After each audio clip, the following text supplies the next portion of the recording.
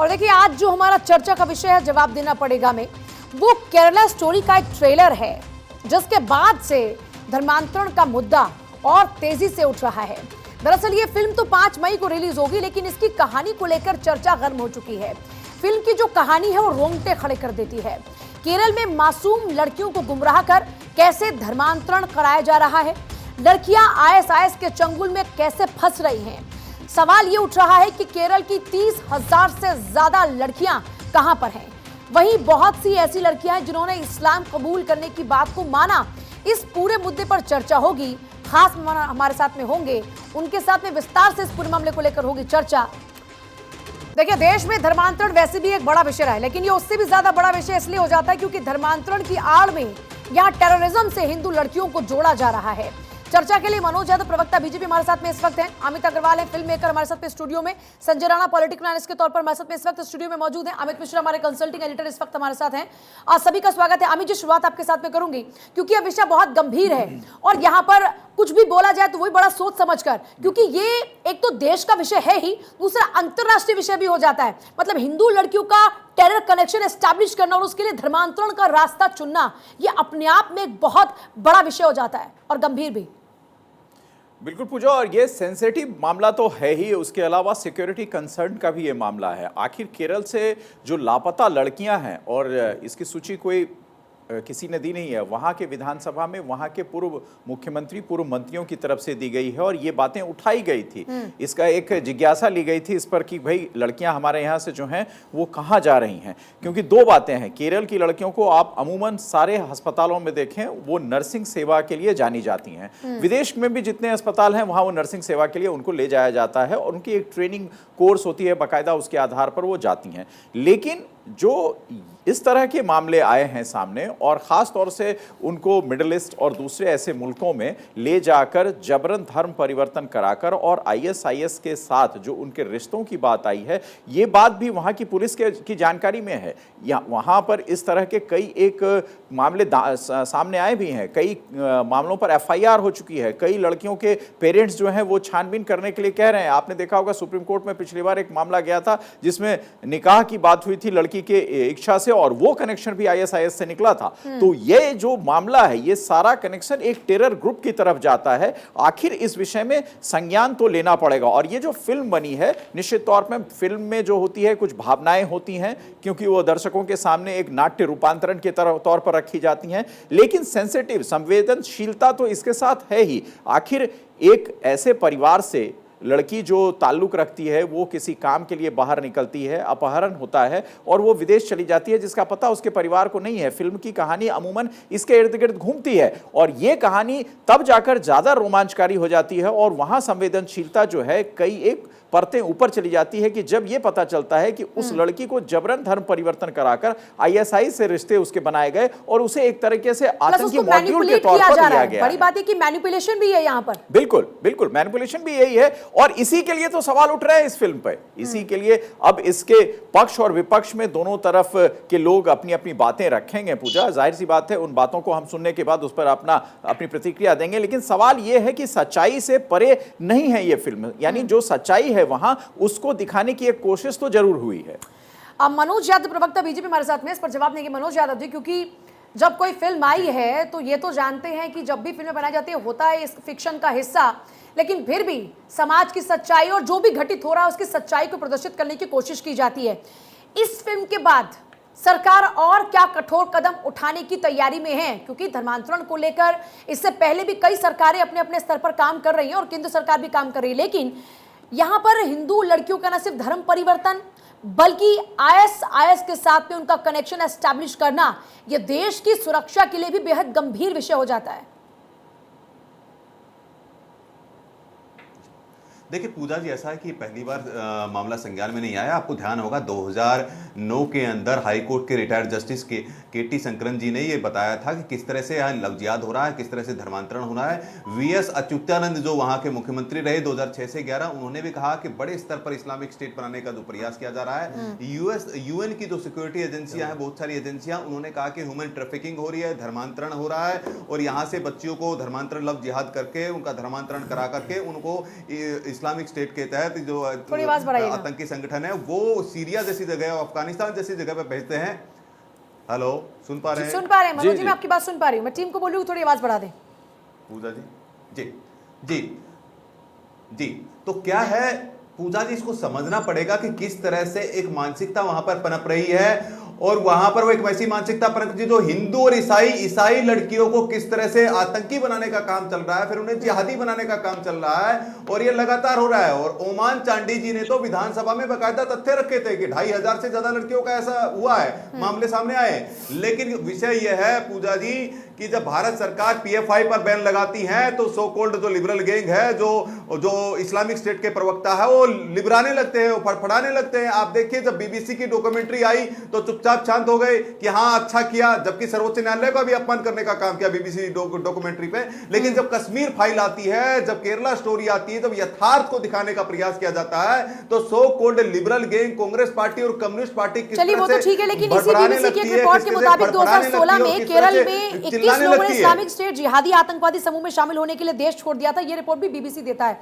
चलिए तो सब वक्त वक्त की बात है, लेकिन मैं क्या पूछ रही हूँ, आपने ठीक कहा कि ये लव जिहाद और धर्मांतरण का विषय पहले उठता रहा, लेकिन मनोज जी एक बार सुन लीजिए, पर अब बात आईएस कनेक्शन की आ रही है, और अब जाहिर सी बात है सरकार को इसको लेकर ठोस रणनीति बनानी होगी और इस पूरे विषय पर रिपोर्ट भी सबके सामने रखनी होगी। जी विषय गंभीर है।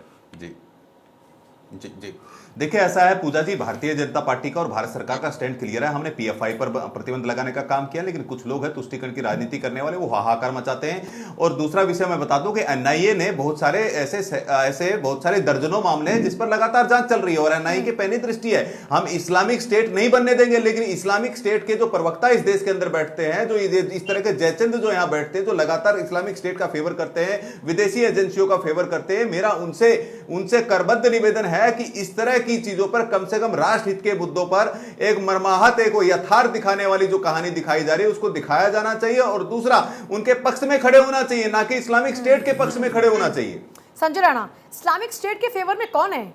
क्योंकि मुसलमानों को वोट बैंक के तौर पर राजनीति में देखा जाए तो पॉलिटिकल पार्टी का समझ में आता है, लेकिन क्या इस्लामिक स्टेट के फेवर में भी है? ये तो देश विरोधी बात हो गई ना।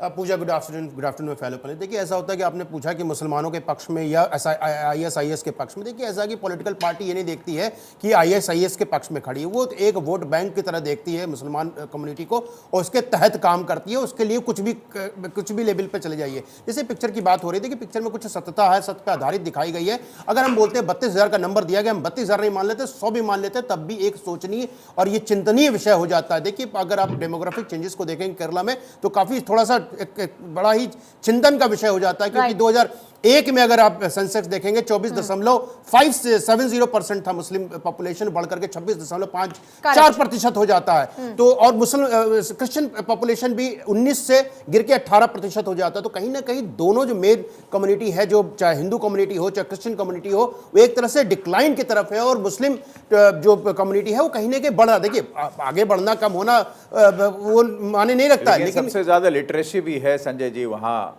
केरल में, चाहे जो भी धर्म के लोग हों, लिटरेसी वहाँ सबसे ज़्यादा पाई जाती है। फिर भी पढ़ लिख कर अगर कोई किसी के झांसे में आता है तो ये एक सवाल उस पर उठ जाता है। बिल्कुल अमित जी, आपने सही कहा। देखिए पढ़े लिखे की बात करें, जब आदित्यनाथ जी के ऊपर अटैक हुआ था वहाँ पे गोरखपुर में, तो एक आईआईटीएन था वो, तो आप समझ सकते हैं कि आईआईटीएन आदमी ऐसे कर सकता है। ओसामा बिन लादेन का एग्जाम्पल ले लीजिए, तो वो भी तो एक इंजीनियर था। तो अब अगर फेयर लिस्ट देखें तो पढ़े लिखों की फेयर लिस्ट बहुत ज्यादा है, और ये चिंतन का विषय है। देखिए सरकार को कहीं ना कहीं इस पर कार्रवाई करनी चाहिए और देखना चाहिए, और जो पढ़े प्रबुद्ध समाज है, हम कहते हैं किसी भी समाज के प्रति हो, उन समाज के लोगों को आगे आना चाहिए और चीजों का खंडन करना चाहिए और उनका विरोध में अपने लोगों को समझाना चाहिए। दोनों में फर्क है। जैसे जिन लड़कियों को यहाँ से अगवा किया जा रहा है या फिर धर्मांतरण करा के उनको वहां ले जाया जा रहा है, फिर उनको टेररिज्म के साथ में जोड़ा जा रहा है, वो नर्सिंग वाली प्रैक्टिस वाली लड़कियां हैं। और जब नर्सिंग की बात आती है तो फिर उनका जो व्यवहार होता है वो अलग होता है। आईआईटीएस का अगर जिक्र करते हैं तो वो टेक्नोलॉजी का इस्तेमाल करते हैं, लेकिन यहाँ पर तो इमोशनल फैक्टर भी इनके साथ में होता है। तो इमोशन को कन्वर्ट करना इस तरीके से मैं नेगेटिव छोटा सा में, example- दैट्स मोस्ट इंपॉर्टेंट। और दूसरी बात पूजा कि उनको ये पता तो है नहीं कि उनके साथ वो तो एक व्यवसाय, जो नर्सिंग का व्यवसाय प्रोफेशन है, जिसके लिए जाना जाता है केरल। और सारे आप मुल्क में बाहर देखें जो भी हॉस्पिटल्स हैं वहां आपको इनकी संख्या सबसे ज्यादा मिलेगी, क्योंकि दे आर वेरी कोऑपरेटिव और बहुत वेल मैनेड, वेल बिहेव्ड होती हैं। तो उनकी जो शिक्षा है, उनकी जो ट्रेनिंग है, वो उसके लिए जानी जाती है। तो वो जब वहां जाने जाती हैं तब उनको इसी के लिए ले जाया जाता है। अब वहां उनके साथ क्या करवाया जा रहा है ये तो उनको भी पता नहीं है। बिल्कुल। एक मैं थोड़ा 30 सेकंड और ऐड करना चाहूँगा अमित जी की बातों को। देखिए अमित जी, आपने देखा होगा कि यहाँ से लोग विदेश भेजे जाते हैं, स्पेशली दुबई और सऊदी अरब में, तो उनको कुछ और बताया जाता है। जब वहाँ पहुँचते तो उनके साथ कुछ और कार्य करवाया जाता है, जो काफ़ी जरा चिंता का विषय हो जाता है। लेकिन एनीवे अब समाज काफ़ी खुल चुका है, जो इन्फॉर्मेशन टेक्नोलॉजी काफ़ी बढ़ चुकी है, लोगों को नॉलेज आ चुका है कि कहाँ पर क्या कैसे काम करना चाहिए। लेकिन हाँ, जब आप बात करते हैं नर्सिंग की, तो नो डाउट केरला और नॉर्थ ईस्ट की जो हमारी महिलाएं हैं वो काफ़ी अग्रसर हैं, काफ़ी आगे हैं, काफ़ी उनका योगदान है, चाहे वो हमारे देश में हो या विदेश में हो। लेकिन इस तरह की जो घटनाएं घट रही हैं, हम तो नंबर पे बिलीव नहीं करते, लेकिन कोई भी ऐसी घटना घट रही है तो वो सामाजिक समीकरण के लिए ठीक नहीं है, समाज के लिए ठीक नहीं है। और जब पीएफआई हो जाए, चाहे आप दूसरे संगठन देख लीजिए, कर्नाटका, केरला और पूर्व आंध्र प्रदेश में काफी ज्यादा पुरजोर तरीके से पकड़ चुका है और वो पकड़ा हुआ है। तो कहीं ना कहीं चीजें मूव हो रही, कहीं ना कहीं रेडिकलाइजेशन हो रहा है, कहीं ना कहीं लोगों का ब्रेन वॉश हो रहा है, जो हमारे समाज के लिए और हमारे फेडरल स्ट्रक्चर के लिए अच्छा नहीं है। चंद्रमोहन शर्मा भी हमारे साथ में कांग्रेस से हैं। चंद्रमोहन शर्मा जी, आपकी पार्टी का इसको लेकर क्या स्टैंड है? अगर हिंदू महिलाओं को टारगेट किया जा रहा है, अगर उनको टेररिज्म में धकेला जा रहा है, तो इस मामले पर सरकार से आप क्या अपेक्षा करते हैं?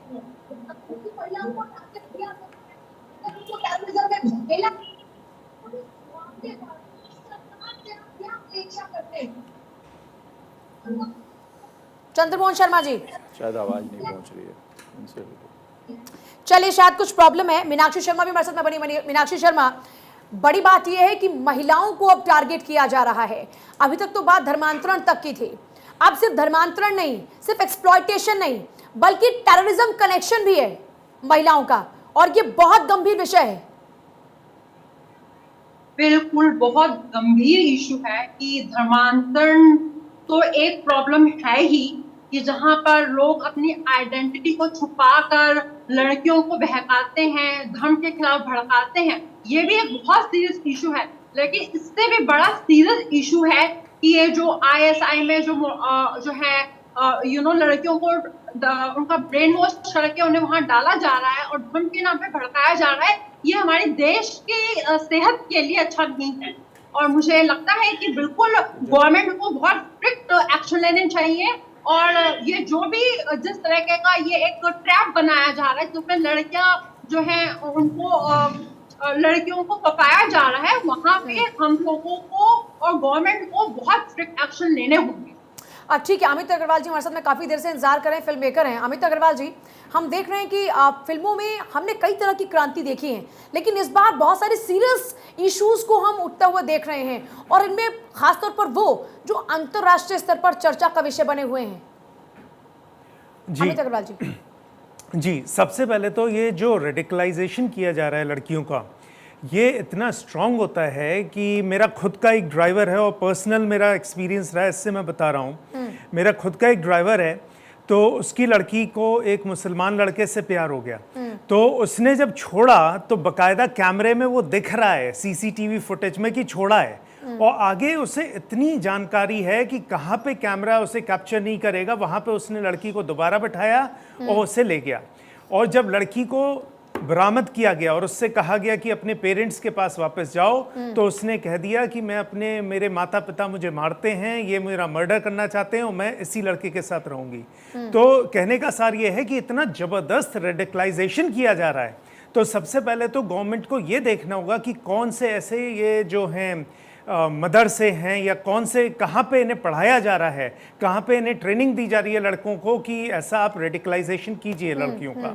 दूसरा, जहाँ तक केरला स्टोरी की बात है, तो ये तो बस एक टिप ऑफ द आइसबर्ग है। ये तो जो रिपोर्टेड केसेस हैं ये हमें पता है। आप अंदर चले जाइए, इंटीरियर्स में मुरादाबाद चले जाइए, रामपुर चले जाइए, और अंदर चले जाइए, वहाँ पे ऐसे कितने केसेस हो रहे हैं जो रिपोर्ट ही नहीं होते हैं। तो ये एक बहुत बड़ा चिंतन का विषय है, और इस बारे में सरकार को सोचना चाहिए, और सरकार से पहले जो फैमिलीज हैं उनको सोचना चाहिए कि वो अपने बच्चों को क्या शिक्षा दे रहे हैं, और कैसे उन्हें रख रहे हैं। मैं लेकिन इस पे एक और सवाल आपसे पूछना चाह रही हूँ, वो ये कि ये काम यूजुअली सरकार का है, लेकिन हम देख रहे हैं कि इतने गंभीर विषयों को इस वक्त जो फिल्म मेकर्स हैं वो लेकर आ रहे हैं, जो प्रोड्यूसर्स हैं वो लेकर आ रहे हैं, और उसके बाद सरकार इसको लेकर और ज्यादा संजीदा हो रही है।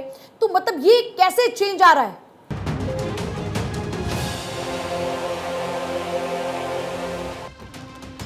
अमित अग्रवाल जी, आप ही के पास वापस लौटूंगी। जो मेरा सवाल था उसी पर मैं जवाब चाहूंगी। मतलब इतना सेंसिटिव इशू है, इस पर तो सरकार को ज्यादा संज्ञान लेना चाहिए, लेकिन उससे पहले अगर आप जो फिल्म डायरेक्टर्स हैं, प्रोड्यूसर्स हैं, उन तक ये विषय पहुंच रहे हैं तो ये अपने आप में बड़ी बात है। और इतना डेटा उनके पास में अगर उन्होंने जुटाया है तो जाहिर सी बात है ऑथेंटिक वे में ही मूवी बना रहे होंगे, क्योंकि ये मामला तो बहुत संजीदा है। देखिए, सिनेमा जो है वो हमेशा से समाज का आईना रहा है। अगर आप 40s 50s में भी जाएंगे तब भी सामाजिक विषयों पे फिल्में बनती रही हैं।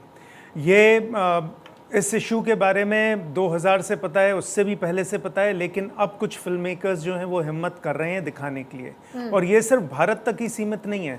आप यूके में ग्रूमिंग गैंग्स जो हैं वो काफ़ी उनके ऊपर काफ़ी डॉक्यूमेंट्रीज बनाई गई हैं। फ्रांस में ग्रूमिंग गैंग्स हैं। यूरोप इस टाइम पूरा जो भी देश है वहाँ पे ग्रूमिंग गैंग्स नाम से मशहूर है। तो ये जो है, ये जो रेडिकलाइजेशन किया जा रहा है और जो ये यूथ्स को मोटिवेट किया जा रहा है, बाकायदा पैसे दिए जाते हैं इन्हें कि आप इतने कन्वर्ट करवाओ और आपको इतने पैसे मिलेंगे, इस सब के ऊपर एक बहुत ही बड़ा अंकुश लगना ज़रूरी है। एक पॉलिटिकल विल होनी चाहिए, और यहाँ पे पॉलिटिकल पार्टीज़ को ये नहीं देखना चाहिए कि वो एक पर्टिकुलर पॉलिटिकल पार्टी से वो रखते हैं, ताल्लुक़ रखते हैं। एक पूरा एक कंसेंसस होके इसके ऊपर एक अंकुश लगना चाहिए। दो जवाब मैं चाहूंगी चंद्रमोहन शर्मा आपसे, क्योंकि काफी देर से आप नहीं जुड़ पाए हैं अब तकनीकी खराबी के चलते। लेकिन पहला सवाल ये कि फिर इस तरह के विषयों पर तो अगर सरकार थोड़ा देर से काम करे तो इस पे विपक्ष को और सचेत होकर आवाज उठानी चाहिए। लेकिन बीजेपी के प्रवक्ता कह रहे हैं कि आप लोग तो खुद जयचंद हैं, खुद आप लोग इस्लामिक कंट्री का सपोर्ट करते हैं और उस दिशा में आप लोगों के कदम आगे बढ़ रहे हैं। अरे कोई भी गलत और असामाजिक कार्य और उसके खिलाफ अगर कोई कार्य हो तो वो सराहनीय होता है, लेकिन उसके वक्त तो टाइमिंग पे प्रश्न खड़ा स्वाभाविक हो जाता है। क्या विषय है कि मिशन कश्मीर का टाइमिंग, और क्या विषय है कि इसका टाइमिंग इलेक्शन से पहले आना और उस इलेक्शन में आना जहां पर भाजपा की पतली हालत है। 10 साल की भाजपा के केंद्र के अंदर सरकार होने के बाद इन मुद्दों के ऊपर सरकार पे काबिज होना 2014-2019 के बाद क्या काम करा आपने, उसके ऊपर देश के ऊपर इस तरह के दुर्वितरण को आपने अंकुश क्यों नहीं लगाया। आपके बयान बहादुर नेता जो भगवा पहन के माथे में तिलक लगाकर और गले में गमछा डाल के जो बयान बनते थे, उन्होंने इन 10 सालों में क्या किया? उन्होंने इन 10 सालों में क्या किया? ठीक उस समय जब आपकी हालत पत्ती हो जाती है, आपको राम जी याद आ जाते हैं, नेहरू जी याद आ जाते हैं, या इस तरह का वक्तव्य याद आ जाता है, तो प्रश्न चंद्रमोहन शर्मा, एक लाइन में क्या आप ये कहना चाहते हैं कि ऐसा कुछ वाकया है ही नहीं, ना कश्मीर फाइल में कोई सच्ची बात है और ना इस द केरला स्टोरी में कोई सच्चाई है? क्या आप ये कहना चाहते हैं? एक लाइन में जरा स्पष्ट कीजिएगा पहले इस बात को। बिल्कुल गलत। मैंने पहले वक्तव्य में कहा कि असामाजिक बात असामाजिक लोग के फेवर में नहीं होनी चाहिए, मैं उसका विरोध करता हूँ और हमारी पार्टी भी उसका विरोध। लेकिन विषय मैंने जो उठाया वो ये उठाया कि उसका समय और टाइमिंग। सर मैं फिर पूछ रही हूँ, ऐसा है या नहीं? आपकी पार्टी ये मानती है कि नहीं? क्या ऐसा हो रहा है कि नहीं? हाँ या ना? उसके बाद अब टाइमिंग का सवाल करते हुए बीजेपी से पूछिएगा।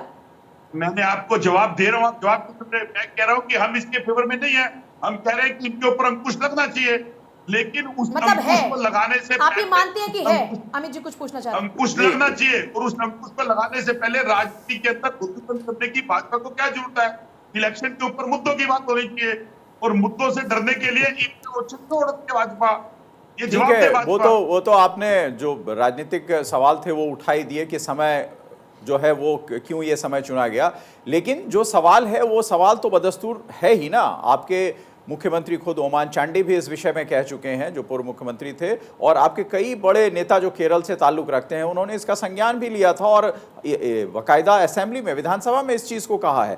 तो ये जब आपकी सरकार वहाँ, क्योंकि केरला में मुख्य तौर पर चंद्रमोहन जी आप हैं या फिर लेफ्ट है, तो इन दोनों के बीच अगर आप सत्ता में होते हैं तो वो विपक्ष में होते हैं, और वो विपक्ष आप विपक्ष में हो तो वो सत्ता में है। फिर ये चीज तो कोई आज की या 3-4 सालों की है नहीं, ये तो बदस्तूर चीजें चल रही है ना।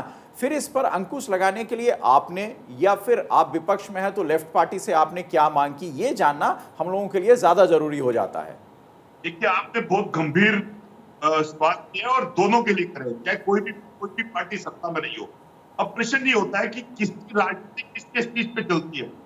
जब सत्ता का आपने संविधान का उल्लंघन करके दुष्कर्म कर सत्ता पे काबिज हो गए, तो गत वर्षों में आपने उस पर अंकुश क्यों नहीं लगाए?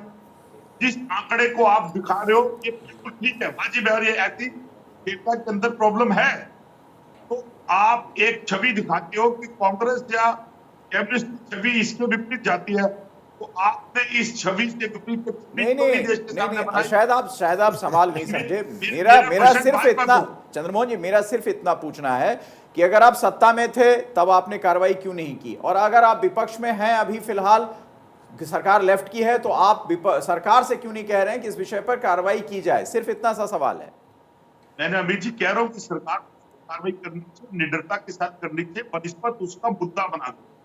अगर साफ गोई से सरकार चाहे और मुद्दे के ऊपर लड़ना चाहे तो इस पर कार्रवाई करे।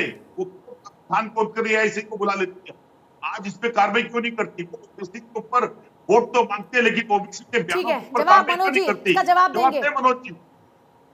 चंद्रमोहन शर्मा जवाब दे रहे हैं, बताइए मनोज जी जवाब दीजिए। पूजा जी ऐसा है कि देखिए पूजा जी ऐसा है, मैं बार बार उसी समय बोल रहा था कि इस्लामिक स्टेट के जो प्रवक्ता बन के बैठते हैं, जो पीएफआई के जो प्रवक्ता बन के बैठते हैं, उनका स्टैंड क्लियर नहीं है। आप देखिए सीपीएम और कांग्रेस पार्टी का स्टैंड ही क्लियर नहीं है। ये लोग गोल्ड स्कैम में मस्त है, लाइव मिशन के अंदर मस्त है। ये वो लोग हैं जो याकूब मेनन की फांसी रुकवाने पहुंच जाते हैं, भारत तेरे टुकड़े होंगे हजार उनके साथ खड़े हो जाते हैं, बाटला इनकाउंटर के अंदर किसी आतंकी को मारा जाता है जो घड़ियाली आंसू बहाते हैं। ये वो लोग हैं जो पीएफआई का समर्थन करते हैं, ये वो लोग हैं जो पाकिस्तान पर हमला करते हैं, पाकिस्तान के में बोलते हैं। ये वो लोग हैं जो भारत की सेना का अपमान करते हैं। आपने उनसे सवाल पूछा, जवाब ले लीजिए। आपने सवाल पूछा उनसे मनोज जी से, तो जवाब ले लीजिए। फिर आप उनसे सवाल पहले सुन लीजिए ना सवाल का जवाब। अब मैं टाइमिंग की बात ऑब्जेक्शन कीजिएगा तब जब आपको लगे कि हाँ ये सेटिस्फैक्टरी जवाब नहीं है, पर पहले सुन तो लीजिए ना। टाइमिंग वाले सवाल पे जवाब, टाइमिंग की बात करता हूं। देखिए पूजा जी कितना अजीब दास्ता है। जब कश्मीर फाइल आई तो भी इनको टाइमिंग के सवाल था, लेकिन जब बीबीसी डॉक्यूमेंट्री आई तो टाइमिंग के बारे में नहीं पूछा, क्योंकि वो षड्यंत्र इनको करना था। अब ये बताइए, देश के अंदर, भारत के अंदर लगातार चुनाव होते ही रहते हैं, तो उसमें चुनाव होंगे तो क्या दिक्कत है? और अगर इनको आपत्ति है तो मुझे लगता है चंद्रमोहन शर्मा को, सोनिया गांधी जी को, राहुल गांधी को एक शिष्टमंडल बना करके निर्वाचन आयोग के सामने जाना चाहिए कि चुनावों के समय फिल्मों को रिलीज नहीं करना चाहिए, किसी भी फिल्म को रिलीज नहीं करना चाहिए, किसी फिल्म का टीजर रिलीज नहीं करना चाहिए। तो ये शिष्टमंडल लेकर के पूजा जी जाते क्यों नहीं है? एक सवाल है मेरा इसमें, बयानबाजी करके इस्लामिक स्टेट के प्रवक्ता बनके लगातार तुष्टीकरण की राजनीति करते हैं। चंद्रमोहन शर्मा बोलिए। देखिए बड़ी स्पष्टता के साथ अमित जी ने जो क्वेश्चन करे मैंने उनका जवाब दिया, और मैंने क्वेश्चन की बात करे कि जो गलत है उसको गलत कहा जाना चाहिए, गलत है। अब अगर गलत की राजनीति के ऊपर आप देश के सब नागरिकों में जो आप लव जिहाद के पक्ष में है कि नहीं? अरे मनोज जी सुन लीजिए, बताइए इस्लामिक स्टेट का जो टेरर वहां फैला उनका जवाब, वो आप ही के सवाल का जवाब दे रहे हैं। पक्ष में है आप, पीएफआई पे प्रतिबंध पे क्या? मनोज जी अब आप सुन लीजिए उनको एक बार, भाई सुन लीजिए एक बार, आपने सवाल था, अब उनकी बात सुन लीजिए। हाँ बोलिए चंद्रमोहन शर्मा। जिन विषयों को आप कह रहे हैं, अगर आप डिबेट में बैठते हैं, चाहे वो पत्रकार हो, विपक्ष का नेता हो, आप उन्हें राष्ट्रद्रोही और जैचक बोल दें, तो आप उन जैचकों की बात को कहकर उस पर कार्रवाई क्यों नहीं करते? आप 10 साल में सत्ता में थे, आप अब बोलने दीजिए मनोज जी।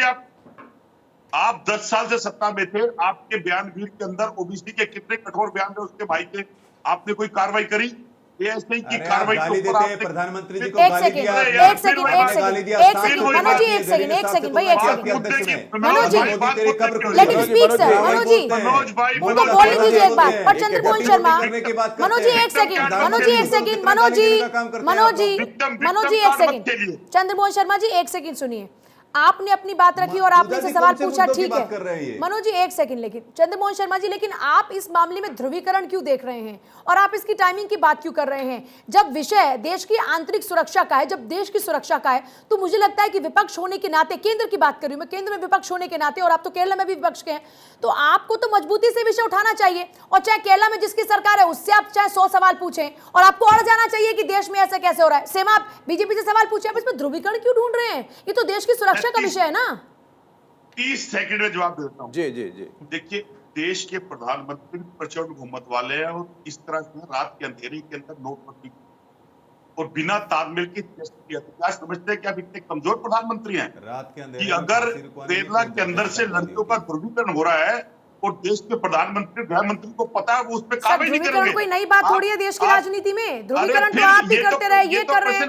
ये तो भाजपा पे चला गया प्रश्न। तो ये बात तो नहीं, भाजपा में मैं इससे चला आपसे गया कि ध्रुवीकरण इतना उसमें आप मजबूत देख रहे हैं प्रशासन सर। होते आप हुए सवाल की गंभीरता को और देश मुद्दे की बच्चे गंभीरता को नहीं सोचते समझ रहे हैं कि चंद्रमोहन और शर्मा जी। प्रधानमंत्री व्यक्ति और की एक मौत सेकंड, के दूसरे ऊपर मनोज चिंता यादव जी, देते हैं। जब अमृतपाल की बात आती है, जब अतीक अहमद के ISIS कनेक्शन की बात आती है तो पूरा खाक छान मारते हैं। लेकिन वही जब बात केरला की आती है, जब वहां पर ये ISIS के कनेक्शन की बात आ रही है, जब वहां पर टेररिज्म की बात आ रही है, तो वही उत्तेजना क्यों नजर नहीं आती है कार्रवाई के अंदर? मनोज यादव जी, क्यों नहीं उत्तेजना नजर आ रही है? पूजा यादव जी जरा बताइए।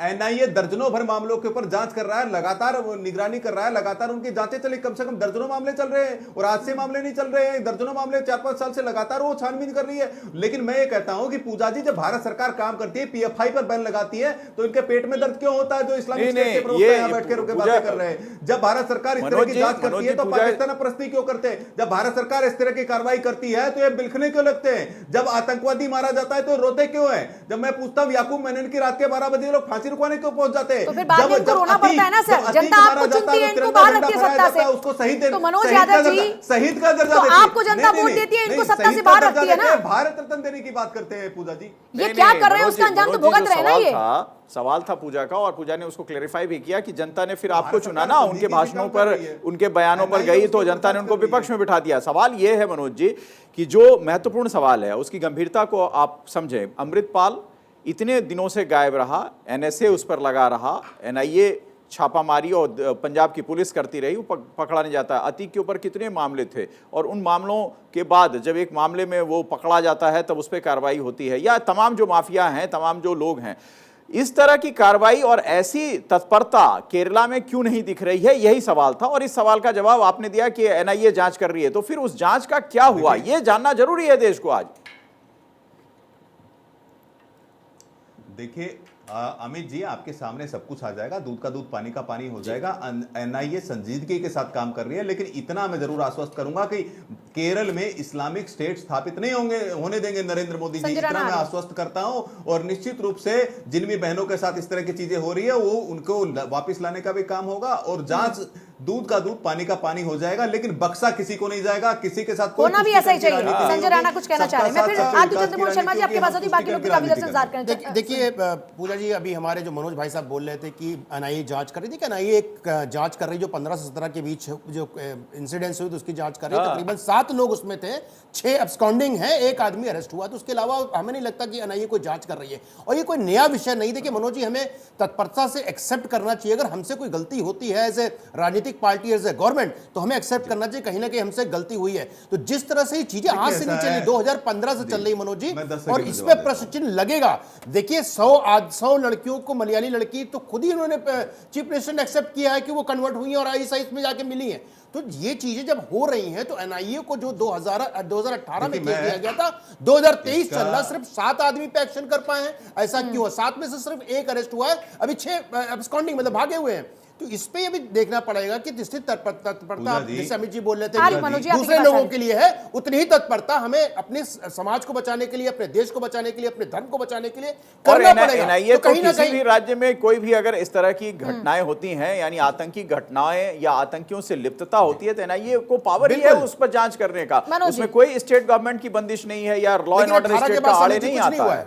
अब इसको देखिए, हमें नहीं लगता कोई एक्शन ज्यादा एग्रेसिवली किया गया है। देखिए पूजा जी NIA अपनी जांच करेगी और निश्चित रूप से सख्ती के साथ जांच करेगी। लेकिन सवाल एक दो मेरे भी है, आप समझिए, जब हम मदरसों का आधुनिकीकरण की बात करते हैं, चाहे यूपी हो चाहे आसाम हो, जब मदरसों के सर्वे करने की बात करते हैं, तो यही इसी तरह के प्रवक्ता यहाँ बैठ करके हाहाकार मचाते हैं, जो तुष्टीकरण की राजनीति करते हैं। जब ट्रिपल तलाक लाया गया तो इसी तरह का हाहाकार मचाने का काम किया गया। और मैं अभी भी बोल रहा हूं, मुझे बताइए कांग्रेस पार्टी का अभी तक कोई स्टैंड क्लियर नहीं हुआ है, CPM का कोई स्टैंड क्लियर नहीं हुआ है इसके ऊपर। तो साफ साफ दिखता है कि केवल और केवल लव जिहादियों को, आईएसआई के लोगों मुझे को, 10 सेकंड इस तरह के जो आतंकी संगठन है, देखिए PFI और मनोज भाई हमारे सम्मानित मित्र हैं, सम्मानित प्रवक्ता हैं, लेकिन अगर ये बार-बार आरोप लगाते हैं कि विपक्षी पार्टी प्रोपेगेंडा करती है, हल्ला मचाती है, लेकिन आपको ये देखना पड़ेगा कि जनता तो आपको चुनती है, आपकी कार पे चुनती है, तो आप अच्छा काम कर रहे हैं इसलिए जनता आपको चुन रही है, तो आप विपक्षियों के प्रोपेगेंडा के चक्कर में आप क्यों पड़े रहते हैं, क्यों विरोध कर रहे हैं? अगर वो विरोध कर रहे हैं तब भी उनको जनता नकार रही है और आपको सेलेक्ट कर रही है।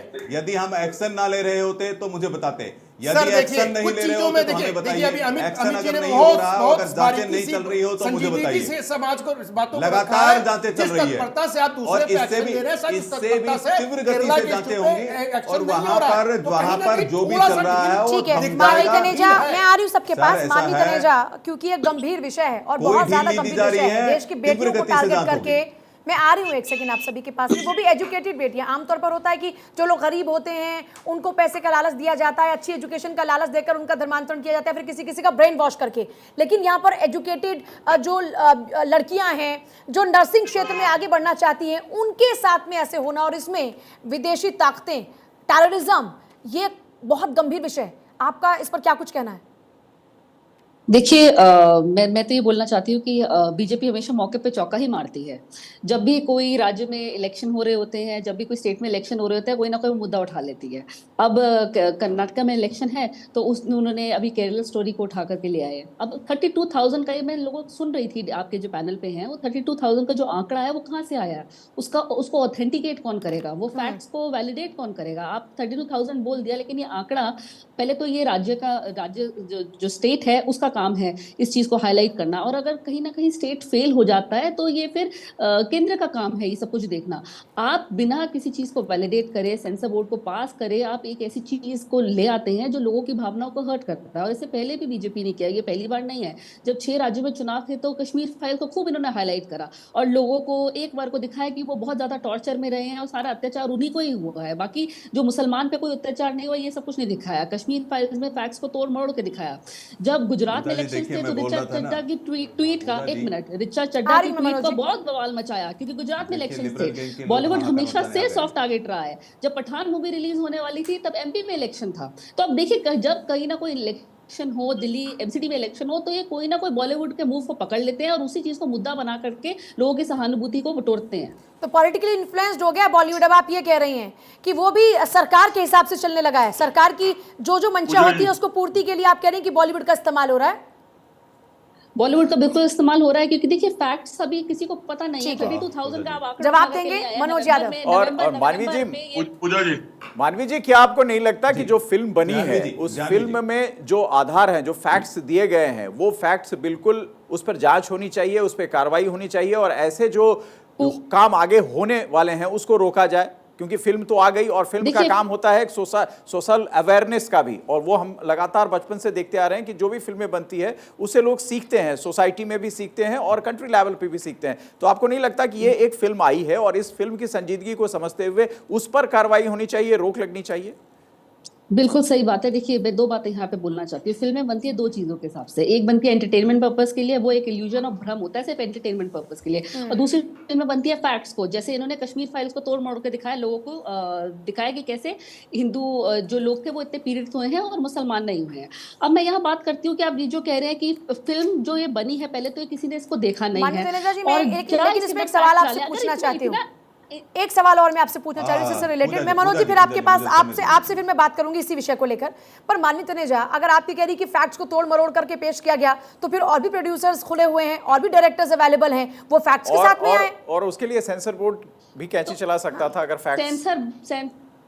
नहीं, सेंसर बोर्ड तो किसका है? सेंसर बोर्ड बीजेपी का है, इनका सेंसर बोर्ड है। इनको अगर ये चीजें दिखाइए चाहते हैं कि लोगों को अवेयरनेस हो, लोगों को सब कुछ पता लगे कि क्या बीता है लोगों पे, ये दिखाना चाहते हैं, तो बीबीसी ने जब डॉक्यूमेंट्री करी गुजरात दंगों पे, तो उसमें बैन क्यों लगा दिया आपने? वो भी लोग देखना चाहते थे। जब कोर्ट से आपको क्लीन चिट मिल गई है, तो कोर्ट से आपको क्लीन चिट मिल गई है, तो फिर आपको किस चीज का डर है? तो लोगों को अगर लोगों के सामने अगर कोई सच्चाई आ रही है तो उसमें आपको क्या प्रॉब्लम है? पिक्चर दिखाई गई है सारी चीज गलत है। मस्जिदों से ऐलान नहीं हुआ था, उनको आरी से नहीं काटा गया था, टीचर को काटा गया था। तो बताइए कि कहां पे गलत दिखाया गया है, तथ्यों के आधार पे आप बताइए। आपको ऐसे लगता है मानवी जी की अगर पिक्चर पूरी तरह से भ्रमित है, सोसाइटी को भ्रम फैला रही सोसाइटी के अंदर, तो आपको उसको बताना पड़ेगा। इस तरह एक जनरल स्टेटमेंट दे देना कि पूरी की पूरी पिक्चर कश्मीर फाइल बिल्कुल एकदम अच्छी पिक्चर नहीं थी, तोड़ मरोड़ के प्रस्तुत किया गया है, मुसलमानों को डिफरेंट किया गया है। तो बता दीजिए ऐसा नहीं हुआ था,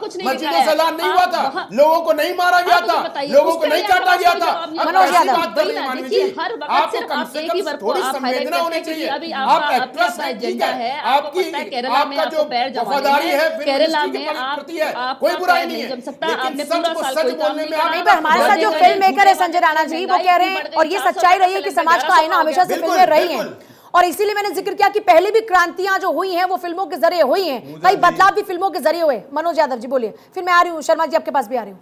मेरे पास जल्दी से वक्त कम है, तो कम शब्दों में अपनी बात को आप लोग रखिएगा तार्किक तरीके से। मैं कम शब्दों में बता रहा हूं पूजा जी, मैं पहले ही ओपनिंग कमेंट में मैंने कहा था कि आईएसआई के प्रवक्ता कोई ना कोई आकर बैठेगा। अब देखिए हिंदुओं के खिलाफ, इनको हिंदुओं का दर्द नहीं दिखाई दे रहा, कश्मीरी पंडितों को किस तरह से प्रताड़ित करके वहां से भगाया गया, किस तरह से क्या क्या कहानियां हुई, वो इनको कतई नहीं दिखाई देगा, और वो शाश्वत सत्य है वो इनको दिखाई नहीं देगा। अभी जो नर्सों को, अपनी बहन बेटियों को, हमारी हिंदू बहनों को कन्वर्ट करके किस तरह से वो टेररिस्ट बनाया जाता है, वो इनको दिखाई नहीं देगा, क्योंकि इनको एक एजेंडा चलाना है, इनको तुष्टिकरण का चश्मा लगा करके देखना। बीबीसी डॉक्यूमेंट्री आ गई तो कितना सत्य दिखा रही थी, भारत की न्यायपालिका को बदनाम करने का काम कर रही थी, उसके लिए भी कुछ नहीं। अरे ये लोग तो, वो लोग जो न्यायपालिका पर सवाल उठाते हैं, हमारी सरकार सारी एजेंसियों पर सवाल उठाते हैं, लोग तो अपमानित करने का काम करते हैं। ये हमेशा तुष्टिकरण की राजनीति, तुष्टिकरण की राजनीति हम लोग नहीं समझ इस तरह के एजेंडे चलाते हैं। मतलब पूजा जी बेसिक क्या है, अभी भी मेरे मित्र ने, देखिए 7-8 पैनलिस्ट हम बैठे, दो आप, अभी भी मेरे मित्र क्या कह रहे हैं कि आईएसआई के प्रवक्ता आ जाते हैं। अरे देश के अंदर हर किस तरह की विचारधारा है, कोई व्यक्ति सहमत होगा, कोई नहीं सहमत होगा। अगर कांग्रेस से सहमत लोगों का ये भगवान है क्या, इनके भगवान है क्या, इनके पास कौन से तथ्य हैं, इनके पास कौन से तथ्य हैं, इनके पास कौन से तथ्य हैं, कितनी बॉलीवुड बाकी पॉलिटिकली इन्फ्लुएंस हो चुका है और बॉलीवुड पॉलिटिकल एजेंडा साथ रहा है। एक सेकंड, अमित अगर उन्होंने कोई दिखाने का प्रयास किया है, अगर इनके साथ तो लेके आना चाहिए। एक सेकंड, अमित अग्रवाल जी, पॉलिटिकल एजेंडा साधा जा रहा है आजकल बॉलीवुड के जरिए, मानवी तनेजा भी यही बात कह रही है। कोई आंकड़ा दिया है सर, एक सेकंड, आंकड़ा आया है कि इतनी महिलाओं को इतना सेंसिटिव इशू है, मुझे लगता है कि किसी को अपने पॉलिटिकल एजेंडा कम से कम डिबेट में तो पूरा नहीं करना चाहिए। Sir please, it's a request sir, please. Manoj ji और चंद्रमोहन जी प्लीज। पूजा जी मेरी बात का मैं आ रही हूँ सर अग्रवाल सर, मैं एक बार सर अग्रवाल जी को पूछ लूं, बहुत देर से वो लोग वो इंतजार कर रहे हैं, एक ही बार उनका रिएक्शन हुआ है। सर मेरे पास कम वक्त है, प्लीज अग्रवाल जी। बॉलीवुड कभी भी पॉलिटिकली जो है वो इन्फ्लुएंस नहीं है, क्योंकि बॉलीवुड बड़ी बैलेंस्ड इंडस्ट्री है, यहाँ पे हर तरीके की फिल्म बनती है, और अगर वो लोगों के इमोशन से कनेक्ट करती है तो वो हिट होती है, अगर इमोशन से कनेक्ट नहीं करती है तो वो नहीं चलती है। लव आतंकवाद के ऊपर ही 3 फिल्में बन चुकी हैं जिनके आपको नाम ही नहीं पता होंगे, और एक का तो शायद नाम भी लव जिहाद था। तो पॉइंट ये है कि बॉलीवुड एक बड़ी बैलेंस्ड इंडस्ट्री है, वो हर तरीके की कहानी दिखाती है। मुल्क भी आई थी यहाँ पे, और उसके बाद अभी भीड़ भी आई थी, और कोरोना वैक्सीन भी आ रही है, तो बॉलीवुड एक बड़ी बैलेंस्ड इंडस्ट्री। ठीक है, मीनाक्षी शर्मा जल्दी से मानवी तनेजा की बात पर क्या कहेंगी? 10 सेकंड बस। देखिए मैं मानती हूँ कि बॉलीवुड जो है वो जो सोसाइटी में चल रहा है वो दिखाता है। डेफिनेटली एंटरटेनमेंट के नाम पे और टीआरपी के नाम पे तड़का लगाया जाता है, ये मैं मानती हूँ, क्योंकि इसका रीजन भी है कि ऑडियंस को भी चाहिए, ऑडियंस भी जब तक उनको तड़का और एजेंडा में बहुत फर्क है ना, तड़का लगाना तो एंटरटेनमेंट का सोर्स हो सकता है। ये तड़के को एजेंडा बनाना है। फैक्ट्स में तड़का नहीं लगा सकते मैडम, फैक्ट्स पे तड़का नहीं लगा सकते, वहां लोगों के इमोशंस अटैच्ड हैं। चलिए मेरे पास वक्त नहीं है, मेरे पास वक्त नहीं, माफी चाहूंगी जिनको कम वक्त मिला हो। बहुत शुक्रिया सभी का चर्चा में शामिल होने के लिए।